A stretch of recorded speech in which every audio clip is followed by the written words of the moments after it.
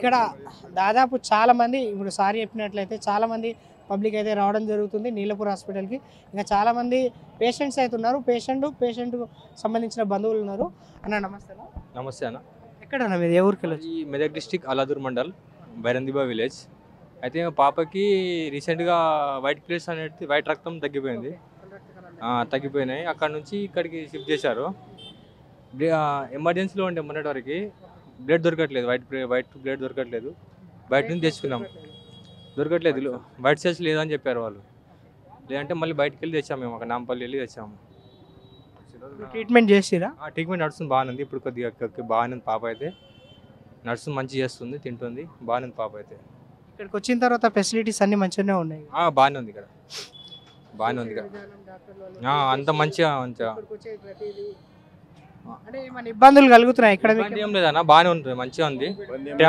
కానీ ఎమర్జెన్సీలో నలుగురు 5 మంది వంట పెడుతున్నారు. ట్రీట్మెంట్ బాగుంది కానీ బెడ్ సరిపోవట్లేదు. కొద్దిగా బెడ్లు కొద్దిగా పెంచాలి బాగా అట్లా అని. అందరు ఒకటే బెడ్ మీద వంట పెడుతున్నారు. అట్లా అని డాక్టర్లు అయితే బాగా చూస్తారు. ఎమర్జెన్సీలో ఒక బెడ్ మీద 4-3 ఉన్నారు. ఒకటే చూడాలి, ఎందుకంటే ఎక్కడికి నుంచి దూరం నుంచి వస్తాం గంట అన్నట్టు. ట్రీట్మెంట్ అయితే బాగుంది. ఇంకొన్ని వసతులు మంచిగా తెస్తే బాగుంటుంది అన్నట్టు. ఎందుకంటే ఉన్నోళ్ళు ఉంటారు, లేని వాళ్ళు ఉంటారు, అట్లా అన్నట్టు. మనకు మెయిన్గా ఏంటంటే ఇప్పుడు వర్షాకాలం వచ్చింది, వాతావరణం కూడా చేంజ్ అయింది, వాటర్ కూడా కలుషితం అవుతుంది.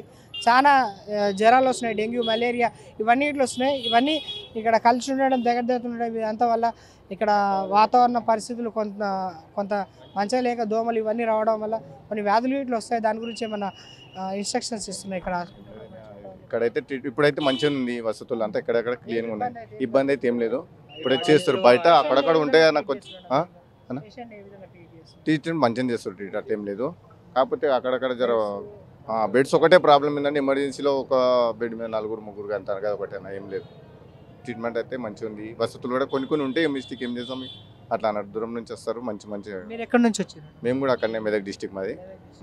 ఇప్పుడు ఇంత దూరము వస్తున్నాం కదా అన్న మనం, మీరు ఇంత డెవలప్ అయింది, గవర్నమెంట్ మారుతూనే ఉన్నాయి, ఇంకా మారుతూనే ఉన్నాయి.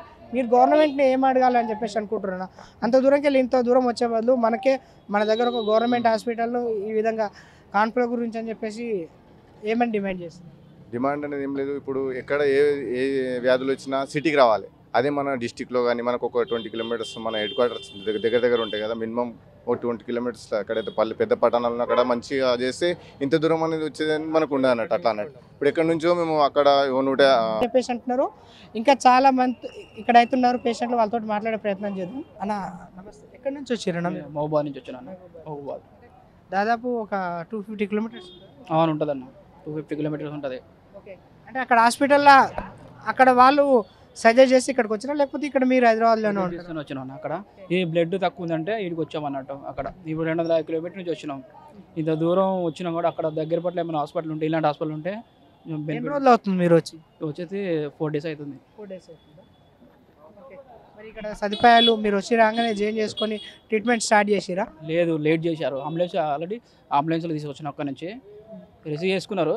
కానీ అక్కడ లోపల నర్సులు ఇట్లా ఉంటారు కదా, వాళ్ళు కొంచెం లేట్ చేశారు అన్నట్టు. బ్లడ్ తక్కువ ఉందని టెస్ట్ చేశారు. టెస్ట్ అయిపోయినాక బ్లడ్ కావాలంటే చిరంజీవి బ్లడ్ బ్యాంక్ ఉంది కదా, అక్కడికి వెళ్ళి మా తమ్ముడు వెళ్ళి బ్లడ్ తెచ్చాము. ఇంతవరకు ఎక్కేయాలి అన్నట్టు, ఇంకా టైం పడుతుంది అంటున్నారు అన్నట్టు.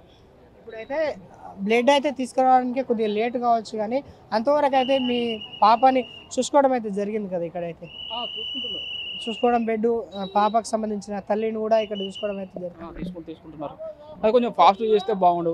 ఈ 250 కిలోమీటర్స్ వచ్చినాం కదా, ఆ ఏరియా వరంగల్ ఆ ఏరియాలో ఉంటే బాగుండని అనుకుంటున్నాను అన్నట్టు. ఇంకేమైనా సౌకర్యాలు ఇక్కడ కల్పిస్తే మంచిగా ఉంటుంది అని చెప్పేసి అనుకుంటున్నాను. మీరు వచ్చి 3-4 డేస్ అవుతుంది. ఇక్కడికి ఇంకా కొన్ని ఇబ్బందులు అయితే ఉండుంటాయి. ఇబ్బందులు ఉండకుండా వచ్చిన పబ్లిక్కి దూరంకి వెళ్ళి వస్తుంటారు కదా, వాళ్ళకి మంచి సౌకర్యాలు కల్పించి మంచి వసతులు ఇంకా పెట్టి మంచి ట్రీట్మెంట్ అయితే ఉంది. చాలా వరకు ఇదే అంటున్నారు. మంచి వసతులు ఏమైనా కల్పించాలని చెప్పేసి అంటున్నారు. కంపల్సరీ, ఎందుకంటే 250 కిలోమీటర్స్ దూరం నుంచి వచ్చాము కదా. వాటర్ లోపల ఆమె మా భార్య డెలివరీ అయింది. ఆమె ఒక్కదే ఉంది, వెనక ఎవరు లేరు, వెనక ముందర నేను ఒక్కనే ఉన్నా.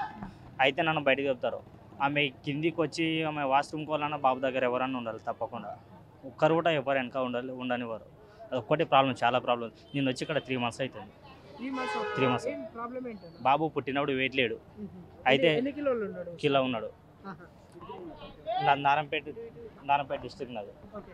అయితే ఇక్కడ పుట్టిన రోజు జూన్ 14కి ఇక్కడ పంపించాను నన్ను. ఆ. ఇక్కడ వచ్చి రాందా అడ్మిట్ చేసుకున్నారు, పర్లేదు బాగుంది, ట్రీట్మెంట్ అంతా బాగుంది.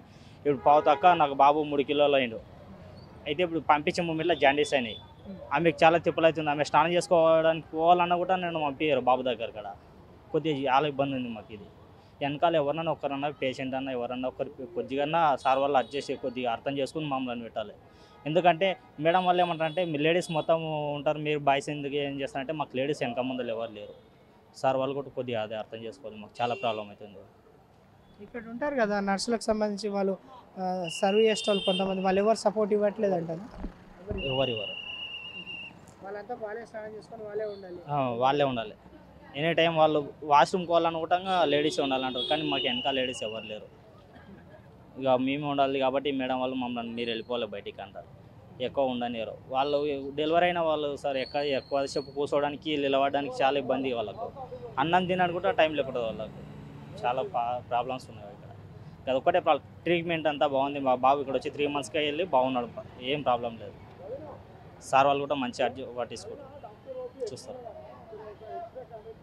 ఓకే. కొంతమంది ఎమర్జెన్సీ టైంలో మీకు వాళ్ళకు సంబంధించిన బంధువులను కూడా అనుమతిస్తే కొద్దిగా మంచిగా ఉంటుందని చెప్పేసి అంటున్నారు కదా. అంటే లోపల మన సార్ వాళ్ళు కూడా మన గురించి చెప్తున్నారు సార్, లోపల ఒకరు ఉంటేనే బాగుంటుంది, ఎక్కువ మంది ఉంటే ఇన్ఫెక్షన్ వస్తుంది, మీ బాబుకే ప్రాబ్లం అవుతుంది అని చెప్తున్నారు సార్ వాళ్ళు కూడా. డైలీ 3-4 times కూడా వాళ్ళు వాష్ చేస్తున్నారు, బాగా నీట్గా పెడుతున్నారు, పర్లేదు.